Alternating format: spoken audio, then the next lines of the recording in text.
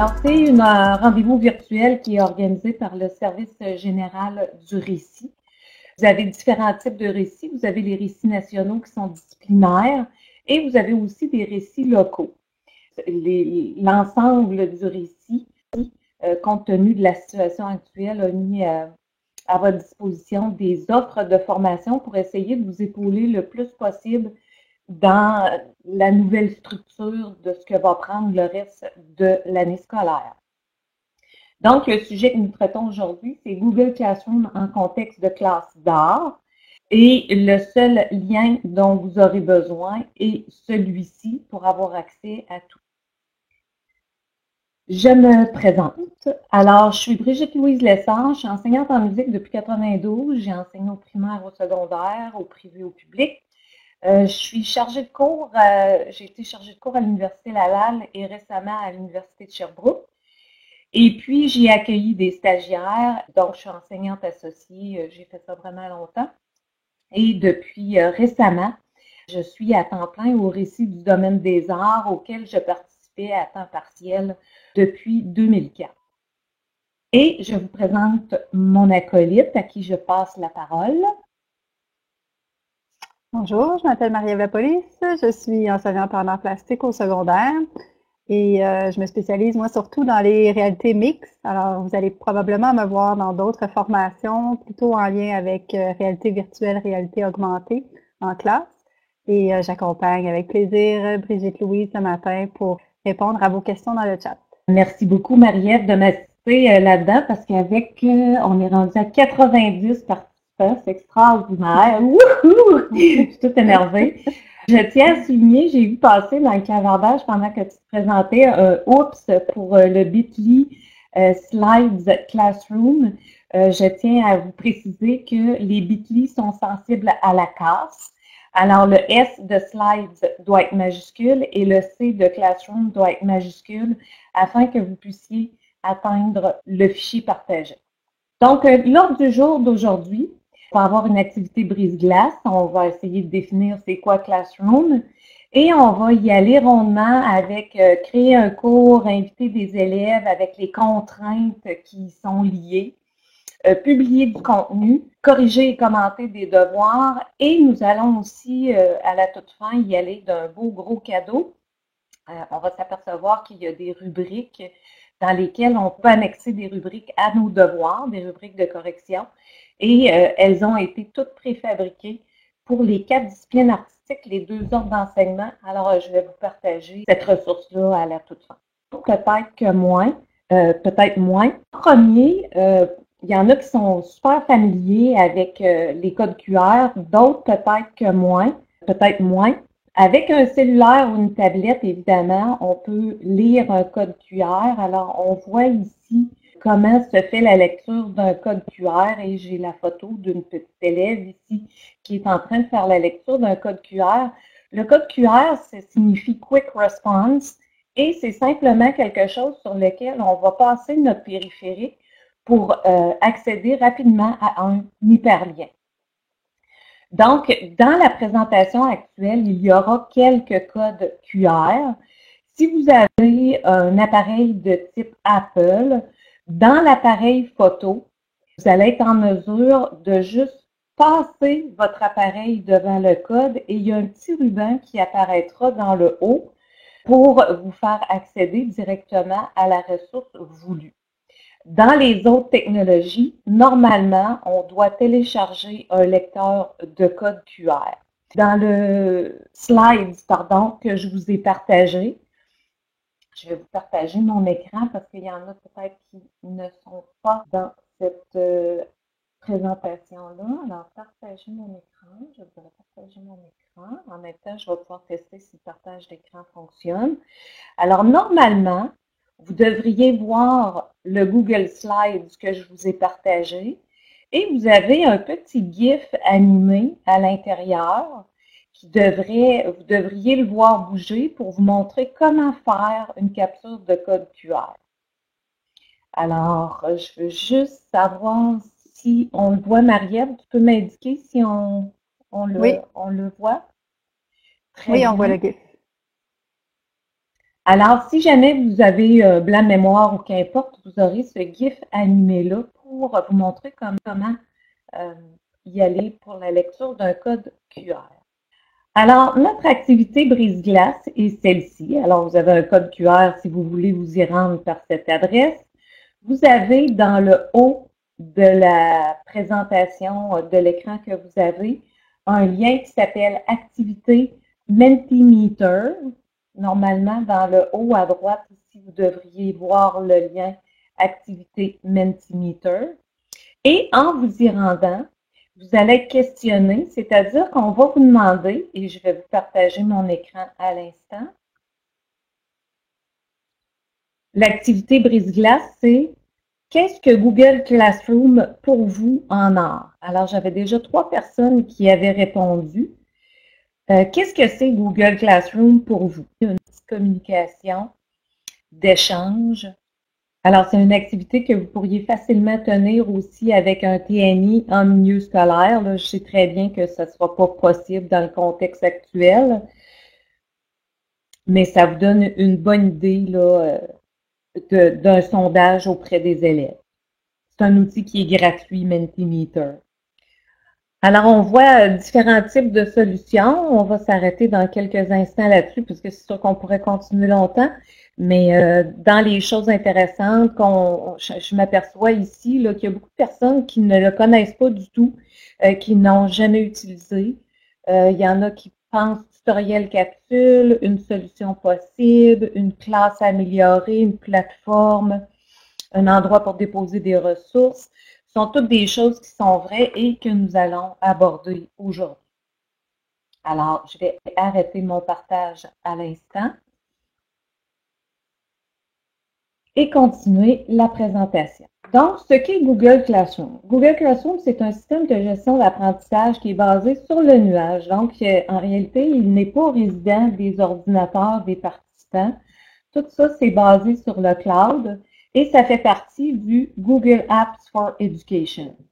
Il est accessible aux institutions dont le nom de domaine est reconnu comme éducatif par Google Éducation. Ce qui m'amène à vous parler tout de suite d'une contrainte.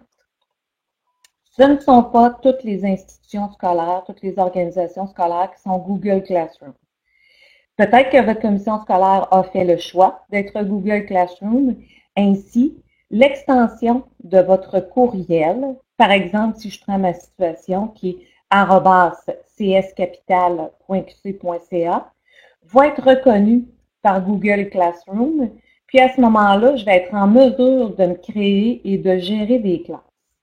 Si ce n'est pas le cas de votre institution, qu'importe la commission scolaire, à ce moment-là, ça va vous donner des messages d'erreur et d'impossibilité. Donc, avant de vous lancer, ce qui n'empêche pas que vous pouvez écouter la présentation d'aujourd'hui, mais avant de vous lancer, il va être important de savoir si votre organisation est reconnue par Google Éducation. Parce qu'autrement, ça va être un coup d'épée dans l'eau, vous n'y arriverez pas, puis ce ne sera pas un problème technique, ça va vraiment être au niveau de l'organisation que ça ne fonctionnera pas.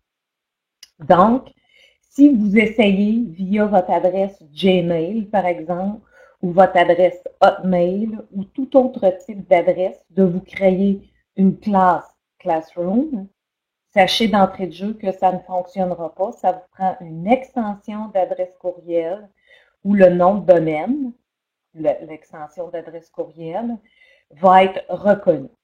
Là, je vois dans le clavardage qu'il y a beaucoup d'actions. Est-ce que ma commission scolaire est reconnue ou pas? Moi, je ne suis pas en mesure de répondre à cette question-là, mais c'est une démarche primaire que vous avez à faire auprès de votre institution, de vous assurer que votre organisation est Google Classroom. Moi, je n'ai pas cette donnée-là. Donc, Classroom va permettre à vos élèves d'accéder à une plateforme d'à peu près n'importe quel périphérique, un ordinateur, une tablette, un téléphone intelligent ou n'importe quelle technologie iOS ou Android. Évidemment, un flip phone ou des vieilles technologies comme ça, ça ne fonctionnera pas, mais ça offre une très grande souplesse. Ça va permettre aux enseignants de créer des documents, de gérer des devoirs, de partager des ressources, que ce soit des fichiers, Ça peut être des fichiers de la suite Google, c'est-à-dire des Docs ou des Google Forms, mais ça peut être des Word ou des fichiers de toute autre espèce, comme des PDF. De partager des vidéos. Il y a un outil à l'intérieur que nous allons voir qui s'appelle la Meet, qui est la visioconférence. Et vous allez pouvoir aussi faire la correction des devoirs et vos notes vont pouvoir être dans Google Classroom. Petite parenthèse, s'il y a des amateurs de l'application IDA.co, pour ceux qui la connaissent, je vais juste l'écrire. Sachez que Google Classroom et IDA.co se parlent et puis que vous êtes à mesure à ce moment-là de faire des devoirs ou des corrections ou de la compilation de notes via ces deux interfaces-là qui se parlent. Alors, les enseignants, conditionnellement à ce que votre organisation scolaire soit reconnue par Google Éducation, peuvent créer, gérer des salles de classe en ligne avec des devoirs, des travaux, des questionnaires ou d'autres productions, suivre les progrès des étudiants et gérer un agenda.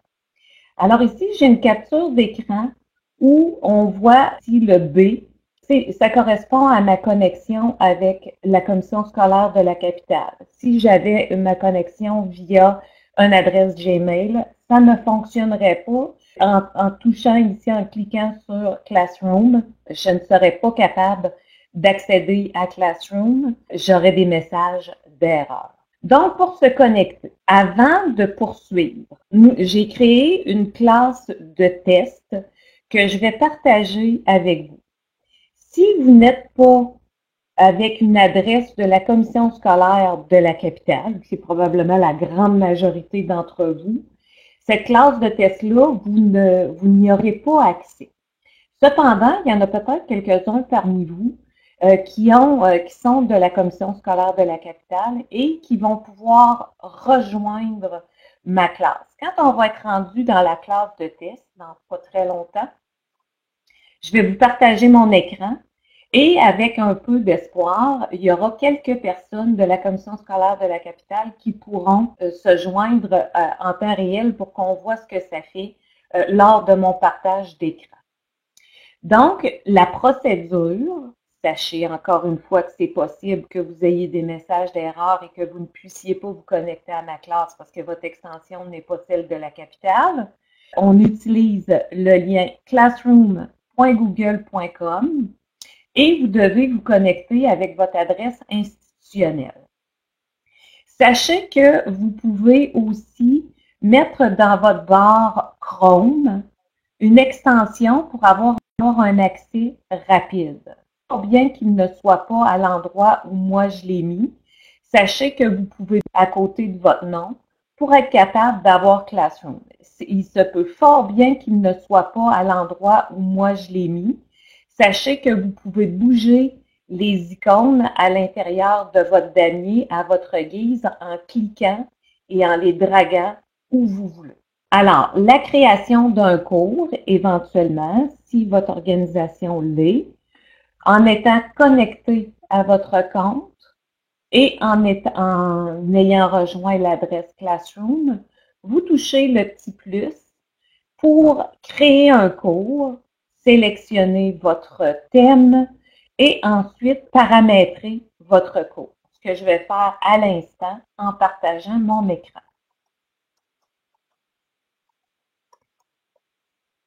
Alors ici, je ne suis pas connectée avec le bon compte. Je vais m'en aller avec mon compte institutionnel. Marie-Ève, tu me confirmes qu'on voit bien mon écran?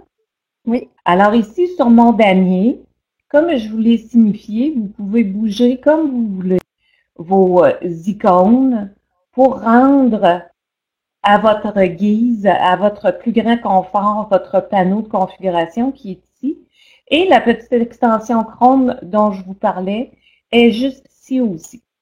Vous avez des menus qui peuvent être intéressants dans votre contexte. J'arrive dans mon Classroom. Alors, pour créer une classe, c'est le plus. Et moi, ce que je veux faire, c'est créer un cours.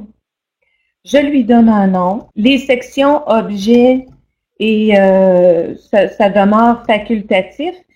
Si vous créez, par exemple, que vous avez pour 22 groupes, je vous suggère d'utiliser des noms très significatifs. Alors, dans mon cas, ce que j'ai utilisé, vous voyez où ma flèche verte, je vais juste revenir en arrière pour vous montrer comment je m'en sortais.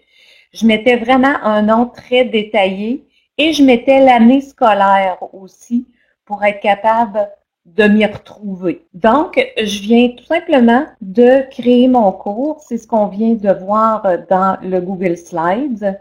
Dans mes paramètres, je peux choisir un thème. Vous pourriez aussi importer une photo. Alors, c'est ce que nous venons de voir dans la diapositive numéro 16, la création d'un cours. Pour rejoindre un cours, c'est le même principe, le plus ici, puis à ce moment-là, ça va être rejoindre et on va entrer un code. On définit les paramètres du cours selon ce qu'on souhaite. Donc, est-ce qu'on veut que les élèves puissent publier ou non?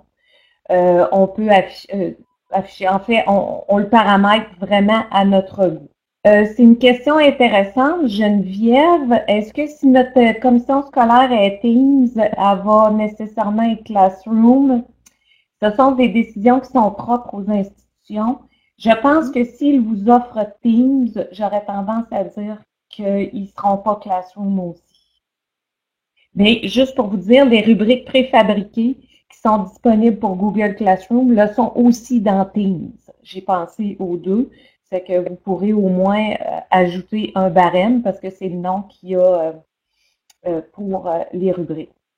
Non, c'est ça. Ben, il y a quelqu'un qui demandait s'il y a c'est quoi les avantages justement entre Teams et entre Office 365 et Classroom, qu'est-ce qui Bon, là, je dois avouer mon manque de connaissances au niveau de Teams. Moi, j'ai toujours travaillé avec Google Classroom. Teams, essentiellement, de ce que j'ai compris, a exactement la même chose, c'est-à-dire la visioconférence, publier des annonces, des devoirs. C'est comme deux solutions qui font à peu près la même chose. Je ne peux pas statuer sur leur degré d'efficacité. Moi, c'est sûr que j'ai un biais pour Google Classroom parce que je le trouve très, très polyvalent du fait qu'il y a des formulaires, par exemple, autocorrigés. Mais je ne suis pas en mesure de dire si Teams l'a aussi. Mais je dirais que c'est à peu près similaire. Il faut découvrir c'est quoi qu'on aime le plus. Oui, c'est ça. Ben de mon côté, oui, c'est ça. Il y a quand même beaucoup de similarités. Les deux font à peu près les mêmes choses. On peut faire des formulaires avec Teams également, des formulaires autocorrigés. Mais OK, parfait. Mais il y a des applications Google qui sont pas disponibles, par exemple Google Drawing, des trucs comme ça. Il n'y a pas l'équivalent là dans Office 365. Ce qui est assez majeur pour des profs Pour d'art des plastique. profs d'art, exact. Parfait. Alors, pour inviter les élèves, évidemment, on l'a dit tout à l'heure, il faut s'assurer que notre institution soit reconnue. L'institution doit avoir créé des adresses courriels aux élèves avec la bonne extension. Si vos élèves essayent de se connecter sur votre classe avec leur adresse Gmail, ça ne fonctionnera pas.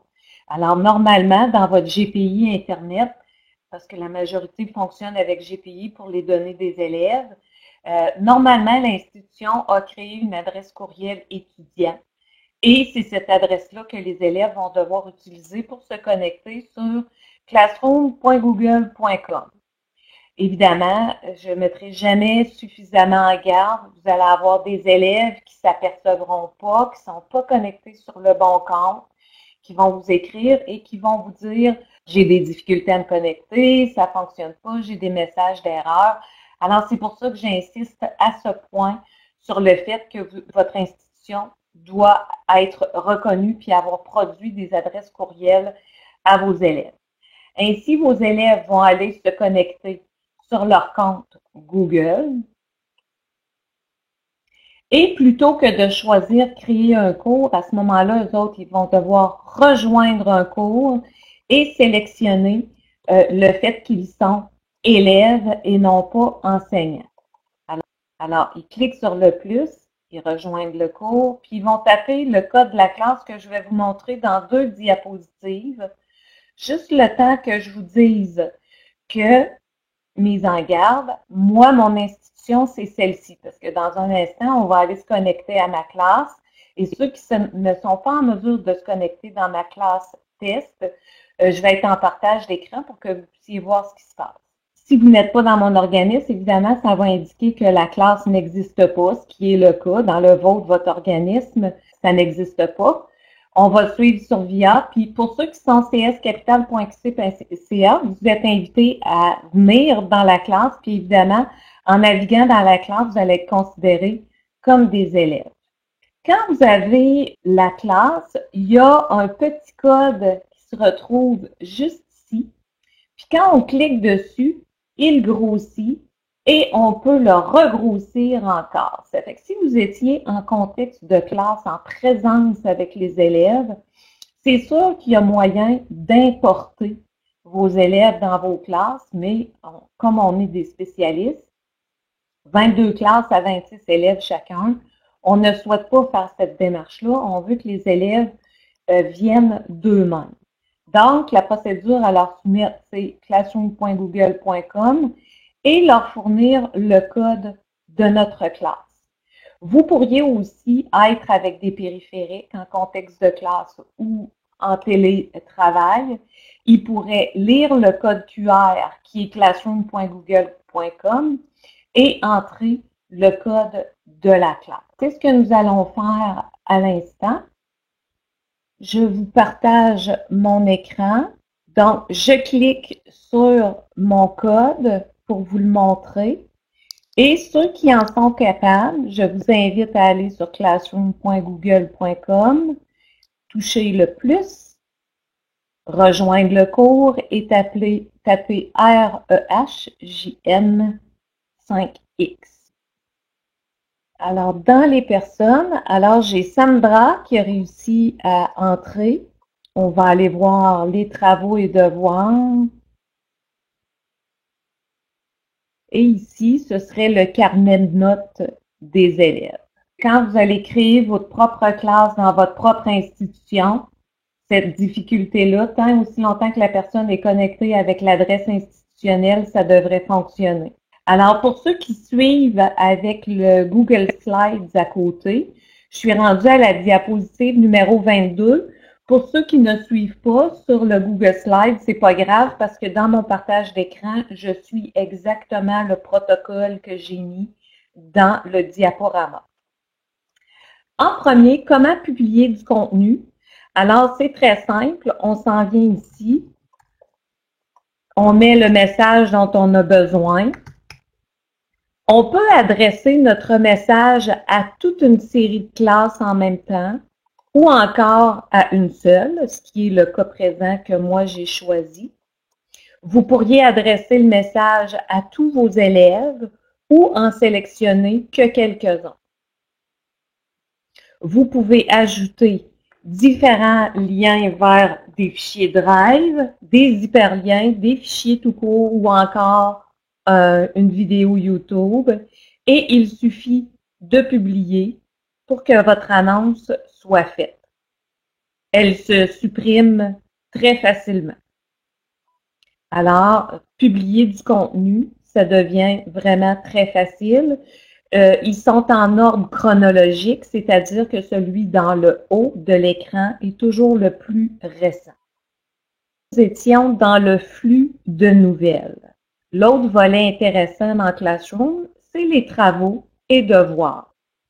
Donc, c'est tout simple, on crée un devoir, un questionnaire, une question ou encore de la documentation. Je vais faire le tour dans un instant. Et vous pouvez, quand un post est relativement compliqué, mais qu'il n'y a qu'une seule chose à changer ou deux à l'intérieur, réutiliser le même post et le modifier. Alors ici, j'ai différents exemples. J'ai commencé par me créer un thème. Le thème, c'est exemple de cours-ci. Et ce que ça permet de faire, c'est de les ordonner à notre guise.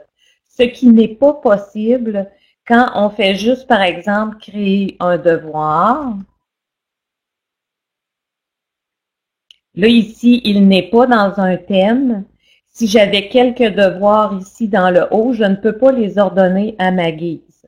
Je peux les ordonner quand j'ai différents thèmes. Donc, je suis capable de les mettre dans un certain ordre pour faciliter la navigation à mes élèves. Chacun de mes thèmes est représenté ici à gauche. Donc, j'ai créé ici un exemple de questionnaire. On va y revenir dans un instant. Ici, un exemple de question.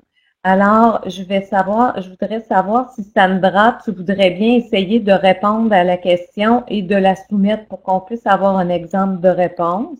Et finalement, ici, j'ai mis un exemple de devoir. Voici un exemple de devoir, la grille d'évaluation. Alors, j'ai mis cette grille d'évaluation.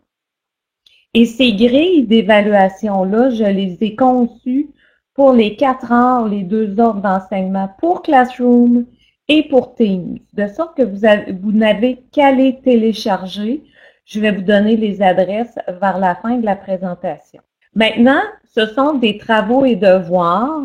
Ici, j'ai encore des évaluations, mais il y avait un volet que je trouvais intéressant qui était le volet documentation qui On demande comment on fait pour créer les thèmes là, les premiers que tu as. Parfait, j'y vais tout de suite. J'y vais dans créer et thème.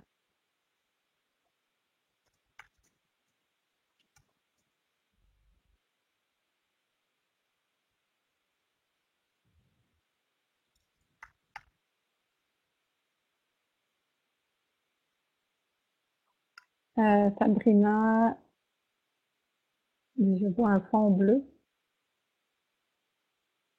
Ah, Amélie, elle a un bon point. Effectivement, la configuration sur un iPad peut être différente. Moi, c'est parce que là, je travaille sur un ordinateur, mais somme toute, avec Google Classroom, une des choses que j'aime, c'est sa simplicité. Alors, vous allez quand même vous y retrouver, même si c'est différent. Donc, quand vous avez votre devoir au niveau de vos différents thèmes, il suffit de les promener et puis de les mettre là où vous en avez besoin. Dans le cas présent de ce test-là, j'avais sélectionné le format questionnaire. Alors, en faisant questionnaire, j'ai un Google Forms qui s'est placé ici par lui-même. Puis, à ce moment-là, en cliquant dessus, je suis capable de créer mes questions et le travail de mes élèves. Je pourrais aussi, si j'ai déjà des Google Forms de créer, les adjoindre. Alors, ici, je vais modifier avec les 3 petits points. Puis, à ce moment-là, je pourrais ajouter le lien d'un Google Form que j'ai déjà créé. Puis, à ce moment-là, je n'ai pas besoin de le repartir de rien du tout. Si je me trompe, c'est très facile de supprimer ce dont je n'ai plus besoin. Alors, j'étais au moment où je vous partageais un élément qui était la documentation.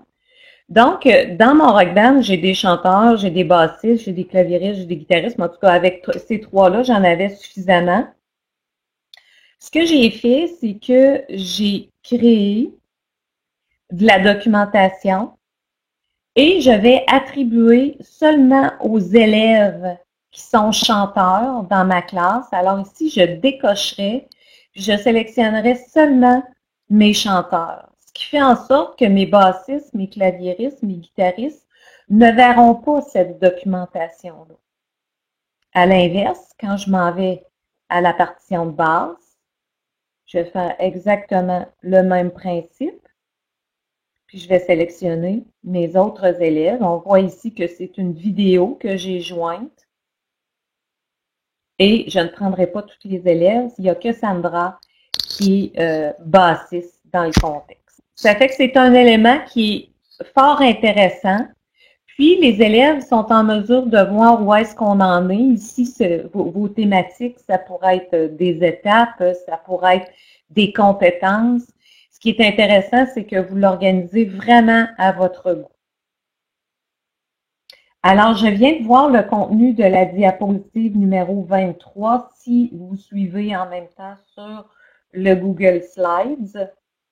Je vous amène de ce pas vers l'agenda parce que vous pouvez mettre différents éléments pour vos différentes classes Google Classroom et vous pouvez les afficher, mettre des échéanciers à votre devoir, par exemple, ici, il est un peu petit, là, mais dans le bas, ici, on voit à minuit qu'il y a l'échéancier d'un devoir.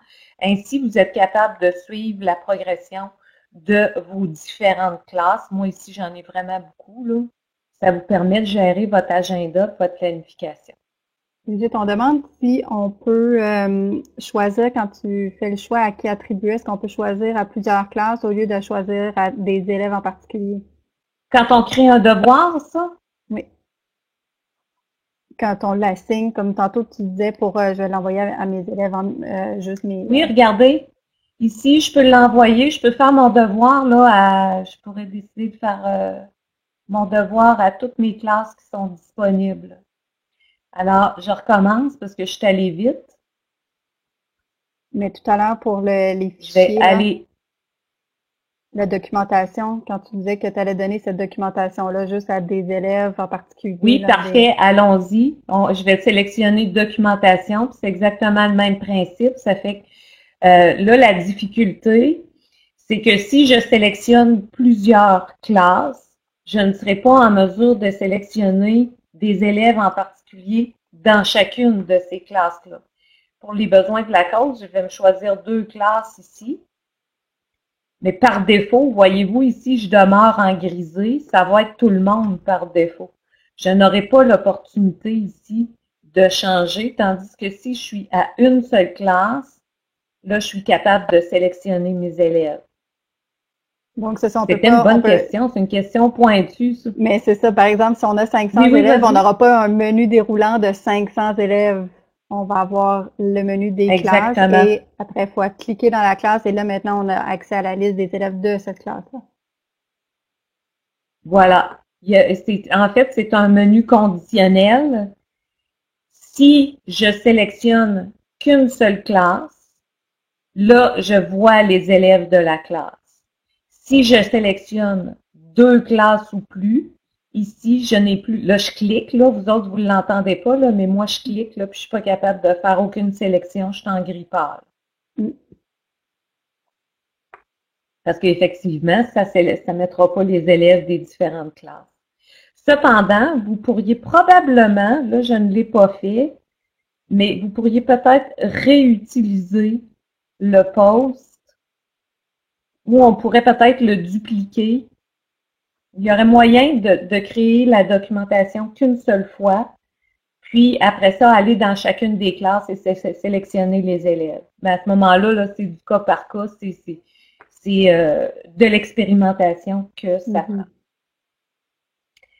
De même, pour le travail collaboratif, qui est la diapositive numéro 24, si vous aviez un travail d'équipe que vous décidiez de faire, alors, par exemple, vous posez à vos élèves, vous voulez qu'une partie de votre classe réponde à la question parce que vous voulez faire une présentation collective. Quels sont les instruments de la famille des cordes? Puis, à ce moment-là, c'est un travail dans la classe, puis vous voulez que ce soit l'équipe de Sandra, pardon, qui répondent. Là, c'est sûr que j'ai juste 3 personnes, en fait 2, mais si j'avais 22 personnes, je pourrais avoir 5 personnes sur ce travail-là. Puis, sur ma question suivante, je pourrais faire travailler, par exemple, 5 autres élèves qui seraient quels sont les instruments de la famille des vents.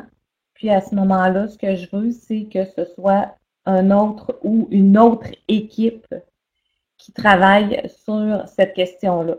Ça fait que Sandra va voir sa question à elle qui traite des cordes et mon autre élève va voir que la sienne, sa question qui traite des vents. Fait que ça pour travailler au niveau collaboratif, ça peut être intéressant. Ceci dit, vous pouvez les faire travailler sur, par exemple, si je décidais de les faire travailler sur un document collaboratif par équipe, je pourrais joindre à chacun des élèves un document partagé. Et à ce moment-là, il faut s'assurer que dans mes options de partage, mes élèves soient en mesure de travailler en modification. Puis, à ce moment-là, l'hyperlien qui est généré, je l'ajoute dans mon devoir. C'était les cordes, me semble. Là, à ce moment-là, si j'ajoute mon lien, j'aurais pu aussi choisir mon document directement par Google Drive. On va le voir apparaître ici. Puis mes élèves vont travailler sur un document. Je pourrais avoir un gabarit préfet avec insérer une photo, insérer de la documentation. Puis à ce moment-là, mes élèves font un travail d'équipe collaboratif sur un document. Ça pourrait être, là j'ai choisi un Google Docs, mais ça aurait pu être Slides, qui est le diaporama ou l'équivalent de PowerPoint, si vous voulez. Puis à ce moment-là, ils travaillent, puis ils peuvent rendre un travail d'équipe que vous allez pouvoir noter. Alors, le travail collaboratif, c'était la diapositive numéro 24. Avant de quitter mon partage d'écran, je vais traiter de la diapositive numéro 25 qui concerne le Google Meet, qui est l'outil de visioconférence de Classroom. Donc, je suis retournée dans ma roue dentée, dans les paramètres du cours. On voit ici mon code de cours. On voit ici que j'ai marqué que les élèves pouvaient publier, mais si vos élèves tendent à mettre des choses qui sont plus inappropriées, vous pouvez sélectionner autre chose pour limiter les interactions des élèves. Alors, l'outil de visioconférence est ici. Présentement, je vais juste revenir en arrière, il n'est pas visible par les élèves, ça fait que je vais vous montrer ici. Il n'y a pas de lien Google Meet, mais si je le rends visible par les élèves, on va voir maintenant l'hyperlien pour la visioconférence, ce qui rend intéressant la chose parce que vous pourriez évidemment prendre ce lien-là et le mettre dans les annonces, mais du fait qu'il se retrouve en haut, si vous avez mis à l'agenda un rendez-vous avec vos élèves, c'est facile pour eux, une fois qu'ils ont rejoint la classe, de cliquer directement sur le lien et de faire une visioconférence Meet. Ce que nous venons de voir dans le partage d'écran qui vient de se terminer, c'est on a publié dans le flux tout à l'heure, on a publié dans Travaux et devoirs, on a vu devoirs, questionnaire, questions d'occasion et thèmes. On a vu aussi qu'on pouvait assigner des élèves en particulier à un travail pour faire un travail collaboratif. On a vu l'agenda aussi. Dans la présentation, vous avez un hyperlien de quelque chose qui est vraiment très utile dans Google Classroom, c'est-à-dire support.google.com, et tout ce qui est dans cette section-là traite de Classroom. Vous avez aussi à la fin de la présentation une liste de lecture qui vient, je vais abstenir le nom de la commission scolaire parce que je m'en souviens plus, je ne voudrais pas mal la citer. Mais c'est une commission qui a fait une liste de lecture sur les outils Google Classroom et c'est très bien fait. Puis je vous ai donné cette référence-là à la fin. On a aussi vu comment activer le lien Google Meet dans les paramètres de la roue dentée. Maintenant, je voulais vous faire vivre, parce que là, vous avez écouté beaucoup, c'est un peu fatigant tout ça. Parce que je veux vous montrer la possibilité qu'on a du Google Formulaire dans le Slides en cliquant sur ce lien. Vous allez arriver à un Google Formulaire que j'ai fait en lien avec la musique au 2e cycle du primaire. J'ai rendu les champs, ceux qui ont un petit astérix rouge, Ces champs-là sont obligatoires, donc vous serez obligé de mettre votre nom puis de sélectionner une classe. Là. Moi, c'était mes classes de deuxième cycle. Il y a une petite vidéo à écouter et les questions à répondre. Pour ceux qui ne l'ont jamais expérimenté, je vais vous laisser quelques minutes. Mettons qu'on se dit 4-5 minutes pour répondre et je vais consulter les réponses en direct. Alors, je vous laisse le temps d'écouter un petit peu la vidéo puis de rigoler. Ça va faire du bien après tout mon placotage. Mettons que je vais fermer mon micro pour 5 minutes. Mais on reste là, on s'en va pas nulle part. Je vais vous partager mon écran pour que vous voyez les réponses des élèves entrés en direct.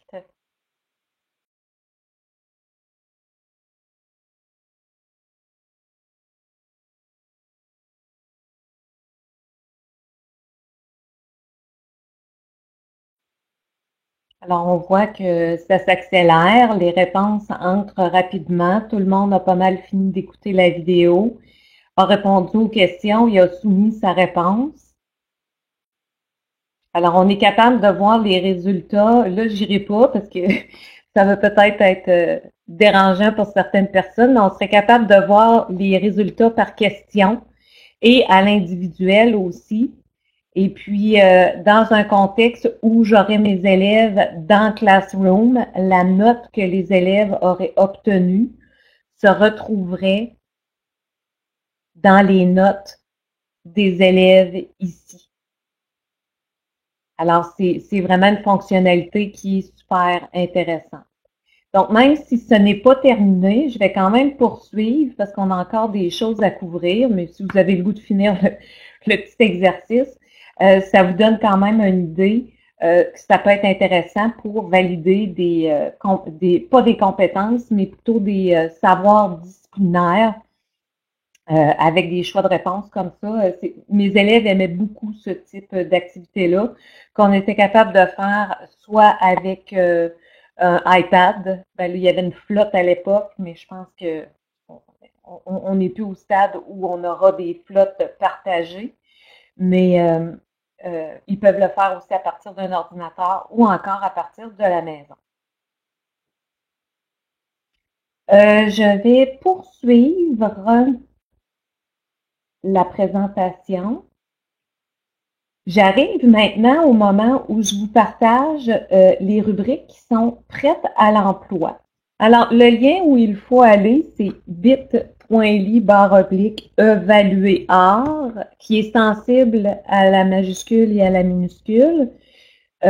Je tiens à vous dire que vous n'avez pas vraiment à prendre en note cette adresse-là, puisqu'elle se retrouve dans le Google Slides qui est partagé. L'adresse que je vous ai donnée au début comporte tous les liens dont vous avez besoin.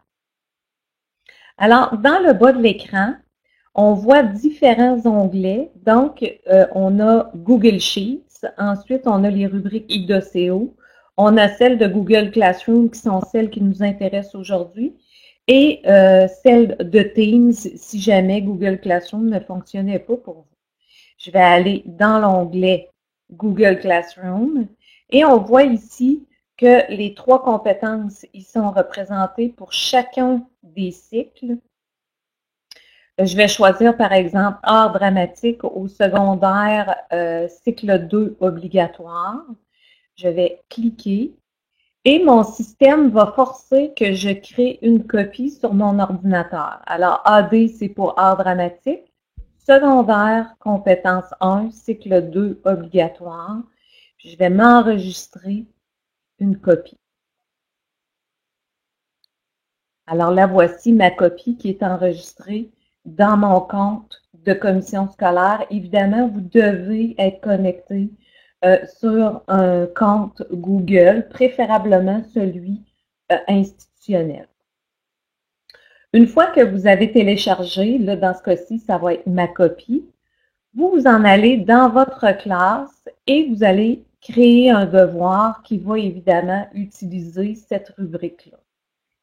Je vais créer un devoir et dans le bas, ici, j'ai grille d'évaluation. Et c'est là où je pourrais en créer une de toute pièce, je pourrais en réutiliser une que je me suis servie, mais nous, on va l'importer parce que c'est ce fichier-là que je vous ai partagé.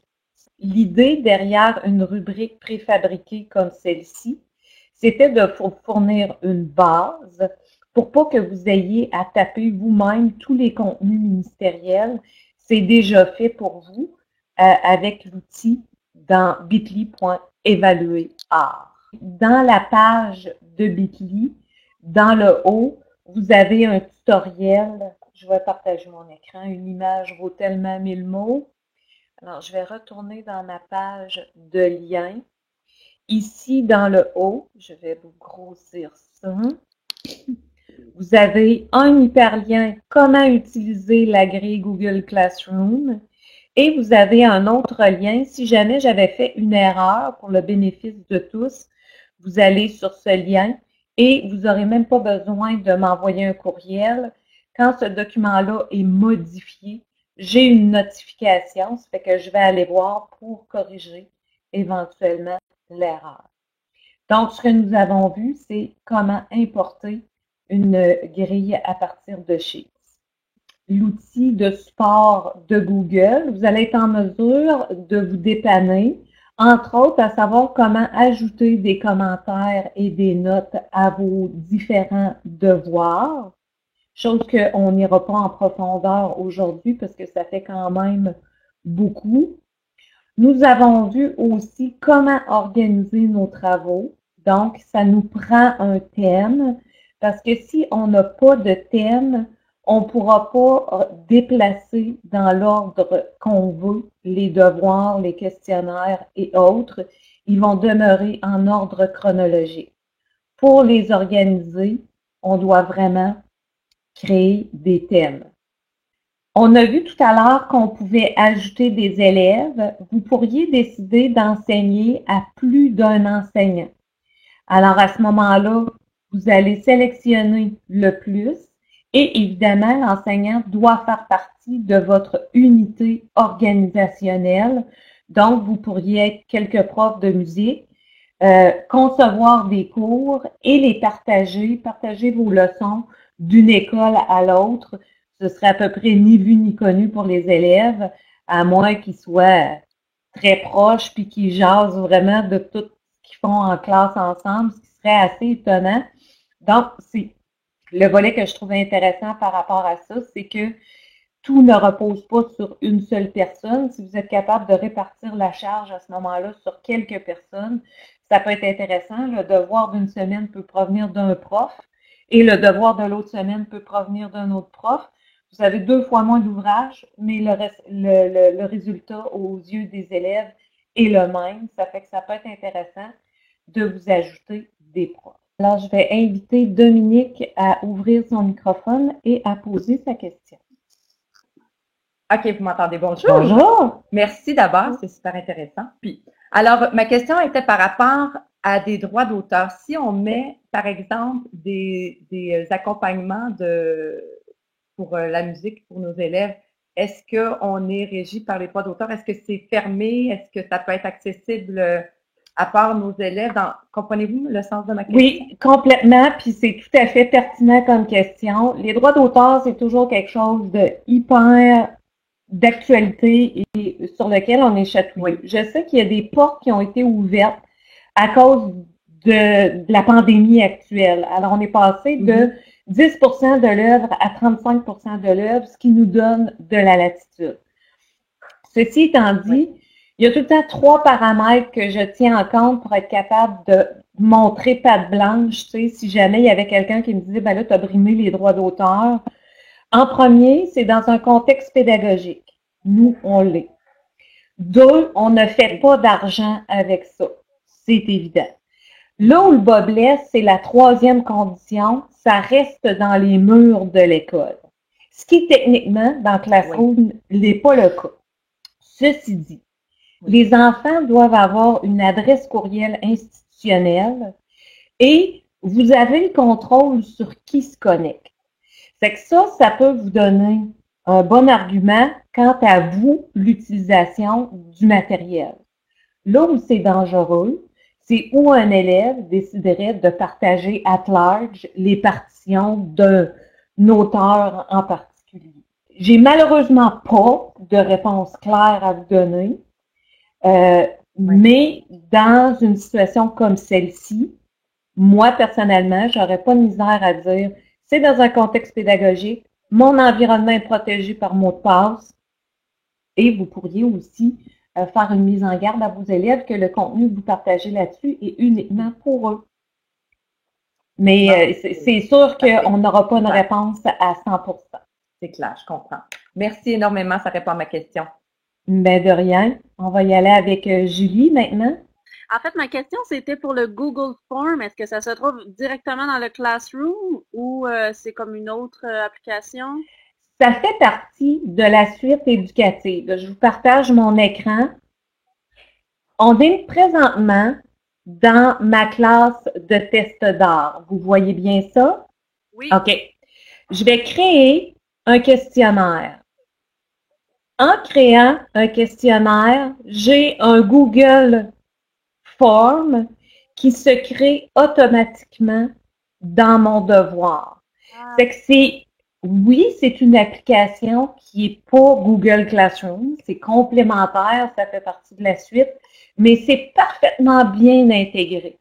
C'est qu'en cliquant dessus, je pourrais créer mon formulaire et s'il était déjà construit, parce que moi j'ai déjà travaillé par exemple avec, à ce moment-là, je ne ferais qu'ajouter un lien. Et si vos élèves travaillent avec des Chromebooks, vous pouvez même verrouiller votre Google Form pour pas qu'ils puissent aller ouvrir autre chose quand ils sont là-dedans. OK. C'est complémentaire, comme le Google Docs et comme aussi, si je vais juste vous montrer, parce que vous pouvez travailler avec différents types de documents que je vous montre à l'instant. Vous pourriez travailler avec les slides, qui sont l'équivalent de PowerPoint, les formulaires, les docs, puis vous pourriez aussi travailler avec des chiffriers électroniques pour faire, par exemple, des graphiques ou des dossiers en forme de tarte ou qu'importe. Puis vous avez aussi Google Meet qui est à l'intérieur de ça. Ça fait partie de la suite éducative Google. Puis de la suite Google tout court, pas juste éducative. OK. Excellent, merci beaucoup. De rien. Oui, Marie-Ève? Pendant que tu partageais ton écran, justement, il y a quelqu'un qui demande si tu peux remontrer comment créer un accès à Meet. Ah oui, certainement, je vais faire ça tout de suite. J'espère que je vous étourdis pas trop à force de vous promener partout. Alors, je vais dans roue dentée et je vais descendre jusqu'à Meet. Puis à ce moment-là, c'est juste d'activer le bouton pour y avoir accès. Tout à l'heure, vous avez expliqué qu'on pouvait être plusieurs enseignants, en même temps qu'on soit de la même institution. Plusieurs enseignants, mais est-ce qu'on peut être plusieurs enseignants, mais de différentes écoles pour un thème? Puis, dans le fond, je voulais savoir si les résultats des élèves des devoirs qu'on fait sont mélangés avec les élèves des devoirs de l'autre prof de notre école. OK. Ce qu'il faut savoir, je vous repartage mon écran. Vous pouvez fermer votre microphone parce que je m'entends en écho et je ne serai pas capable de me concentrer. C'est pas grave. Alors, quand on s'en va au niveau des personnes, vous allez pouvoir ajouter un enseignant qui a la même adresse organisationnelle. C'est que, mettons qu'on est dans mon cas, j'aurai mon prof, mettons que c'est Olivier, qui est à une autre école de ma commission scolaire. Mais quand j'ajoute mon prof, il ne faut pas oublier qu'on est déjà dans une classe. Olivier va voir ma classe qui s'appelle test de classe d'art. Alors, il n'y a que les élèves de test de classe d'art qui vont être dedans. Et si moi, je veux aider Olivier dans sa propre classe, ben, il va falloir que l'autre prof, en se connectant, aille dans ses propres classes et m'ajoute. Puis à ce moment-là, ce sont tes élèves, Olivier, que je verrai. Donc, les notes ne sont pas mélangées. Les notes sont toujours liées à la classe à laquelle je suis. Puis là, bien évidemment, si j'étais, par exemple, dans la classe de Geneviève, que je t'ajoute comme prof, eh bien, ce sont juste mes élèves à moi qu'on va voir, même si toi, tu t'es ajouté ici. Merci beaucoup. Parfait. Il y avait... Il y a, Oui, je il y a des t'écoute, questions Marie. dans le clavardage. Oui, je t'écoute. Ben, il y a pour revoir comment utiliser les grilles d'évaluation, mais avant de montrer ça, dans le fond, si tu peux juste répondre à la question rapidement, est-ce qu'un élève pourrait donner le code pour s'inscrire à un cours, mais à un autre élève qui n'est pas dans ta classe, admettons? Oui. Mais à ce moment-là, c'est à vous de... Je veux dire, chaque cadenas a sa clé. C'est sûr qu'ici, ils veulent être faisant mal avec des petites cornes, là. C'est sûr qu'ils peuvent. Ça fait que s'ils partagent le code, ben à ce moment-là. Fait qu'on pourrait pas comme désactiver le code de la classe après un certain temps, une fois que tous nos élèves sont entrés. C'est une bonne question. Je vais, je le fais en même temps que vous. Je vous partage mon écran. Je vais aller voir si je peux barrer l'accès. Le code du cours, voyez-vous, je pourrais le réinitialiser, puis je pourrais le désactiver une fois qu'on est là. Puis je suis donc bien contente que la personne ait posé cette question-là parce que ça m'était jamais traversé l'esprit. Mes élèves étaient disciplinés, mais voyez-vous, on peut le réinitialiser. Ça fait qu'il pourrait devenir caduque, ce compte-là, ou carrément le désactiver quand tout votre monde est là. Excellente question. Et là, maintenant, est-ce que tu peux remontrer comment utiliser les grilles d'évaluation? Oui. Alors, il faut se rendre sur l'adresse bit.ly évaluer art et s'en aller dans l'onglet Public Classroom. Sélectionner, je vais m'en aller en musique, là, tiens, en interpréter au premier cycle du secondaire. Quand on clique directement dessus, ça fonctionne pas. Il faut toujours prendre la petite bulle blanche qui est en haut, là. Alors, une fois que j'ai sélectionné ce que je veux, ce qui est ici musique secondaire, compétence 2, cycle 1, le système, il va forcer une copie, puis c'est correct parce que les originaux, je veux qu'ils restent intacts pour tout le monde. C'est pour ça qu'il faut que vous devez vous assurer d'être connecté dans votre compte, préférablement institutionnel. Puis voyez-vous ici, là, dans votre copie, là, si jamais il y a des trucs déjà que vous n'aimez pas, vous pouvez les modifier. La seule chose, c'est que la ligne de code qui est ici, il ne faut pas la supprimer. Il faut que l'entête reste pareil parce que vous allez avoir un message d'erreur quand vous allez l'importer. Vous retournez dans votre classe, dans Travaux et devoirs. Ici, je vais prendre le même devoir, là, puis je vais le modifier. Je vais jeter ma rubrique à poubelle. Puis, dans Grille d'évaluation, j'ai l'option des 3. Je peux la créer, réutiliser ou importer. Alors, je l'importe, puis comme je suis connectée dans mon propre compte, toutes mes affaires arrivent ici dans les plus récents, c'est-à-dire aujourd'hui, mais si jamais je ne la trouvais pas ou que je l'ai mis à un endroit particulier, j'ai accès à mon drive ici. Alors, je fais tout simplement la sélectionner, je l'ajoute, je vais la voir apparaître de sorte que je suis capable de la modifier.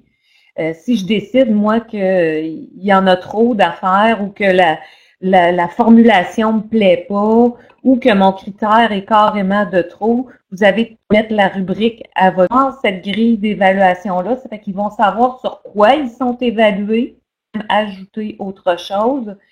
Et quand vous allez, vos élèves vont voir cette grille d'évaluation-là, ça fait qu'ils vont savoir sur quoi ils sont évalués. Puis quand vous allez les évaluer, j'espère que je vais être capable de voir comment ils vont voir la rubrique. Ils vont la voir comme ça, puis vous, quand vous allez corriger, là, ce qui n'est pas le cas parce que personne ne m'a soumis de travaux, vous faites simplement cocher là où est-ce que vos points se retrouvent. Vous pouvez ajouter un commentaire, puis après ça, vous faites publier la note. Puis, il va y avoir une note, dans ce cas-ci, sur 35 qui va sortir. Évidemment, tous ces chiffres-là, vous pouvez les manipuler selon qu'un critère est plus important pour vous qu'un autre. Puis, les notes vont être publiées juste ici. chose que je suis pas capable de vous montrer pour l'instant. C'est que tous les devoirs que vous avez créés se retrouvent là. Vous êtes capable d'avoir le suivi de qui m'a remis le devoir. Voyez-vous ici, dans ce travail-là, c'est pas les cordes ou les vents. Là. Si vous vous souvenez, tantôt, on a créé 2 travaux, les cordes puis les vents. Évidemment, élève n'a pas besoin de répondre à cette question-là parce que lui, il répondait à celle-là. Et vice-versa pour Sandra. Juste aller voir. Ici, je serais capable de voir sa contribution, c'est-à-dire son travail Google Docs qu'on avait demandé. J'avais un test de rubrique. Je veux juste essayer d'aller voir. J'aimerais tellement ça vous montrer la vision. Ah, le voilà. Alors ici, j'aurais le travail que l'élève m'a soumis. Puis là, j'ai simplement à mettre ce que je vois ici, reconnaît et utilise de façon marquée au niveau de la technique. Puis, on est capable de mettre un commentaire, de publier la note à l'élève.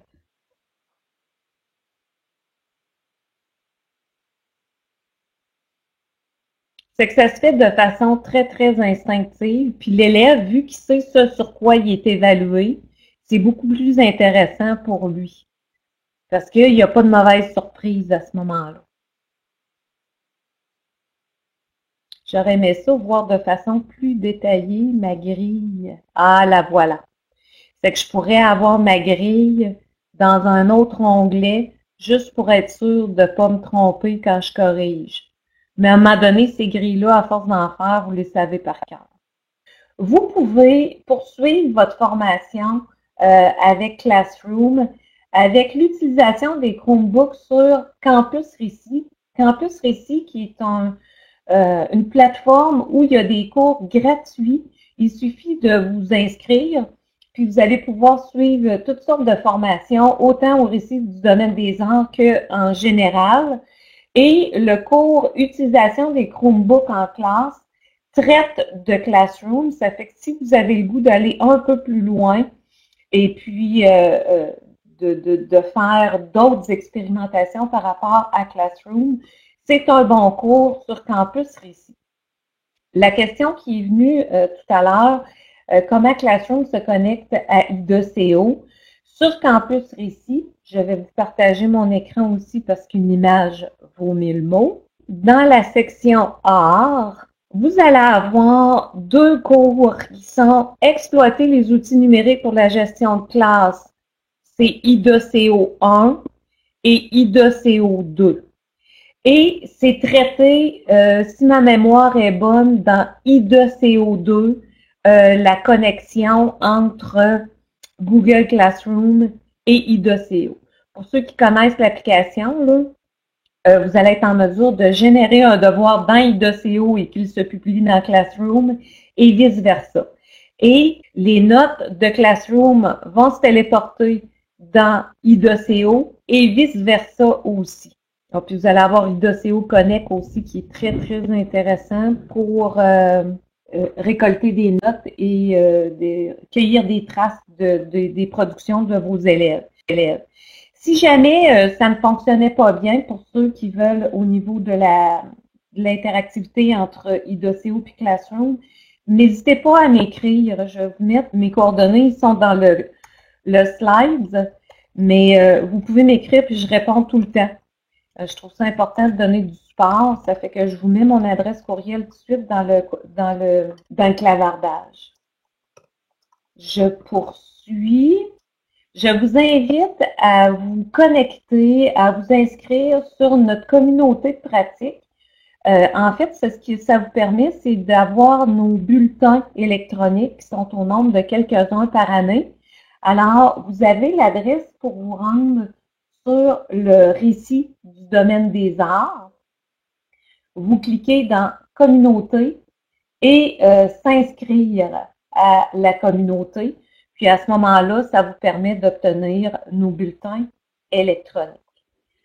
Avant qu'on se quitte, j'ai différents liens pour vous Alors, soit directement dans le slide que je vous ai partagé, ou encore avec le code QR. C'est que vous avez il y a 2 évaluations à compléter qui sont très courtes toutes les 2.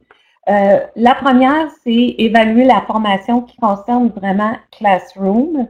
C'est le lien que vous avez présentement. Je vous ai partagé aussi la liste de lectures consacrée à Google Classroom ici. Ça fait que vous allez avoir comme ces 2 endroits-là pour avoir directement des vidéos. Il y en a, ça foisonne là, sur Internet, les vidéos sur Google Classroom, autant en français qu'en anglais. Mais ce que j'aimais de cette liste de lecture-là, c'est que c'était comme déjà ordonné. Merci beaucoup, Marie-Ève, elle met au fur et à mesure dans le clavardage les hyperliens aussi, ce qui vous donne un endroit de plus pour y accéder.